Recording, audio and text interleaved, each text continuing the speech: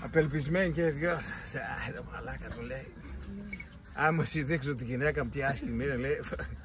Πάνε σαν τράλα, λέει. Εχειρίζει να τρέξει. Λέει μη μιλάς ντύπ. Σκάσει άμα δεις τη θκιά μου, λέει, λιποθυμείς κούτσουρε. Right, τώρα του λέει η θκιά μου είναι πιο άσχημο. Όχι ρε τι λες τώρα, η θκιά μου είναι πιο άσχημο. Βάνουμε στοίχημα, βάνουμε. Πάνε τώρα στο σπίτι του ενός. Φωνάζει αυτός από έξω.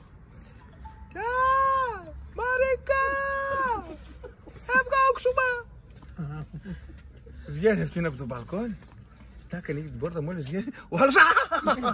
Τι είναι αυτό ρε. Λέει μαλάκα δεν σε είπα, λέει. Εδώ ασχήμια. Λέει καρτέρα. Θα δεις και τη θκιά μου. Πάμε στο αυτό το σπίτι, λέει.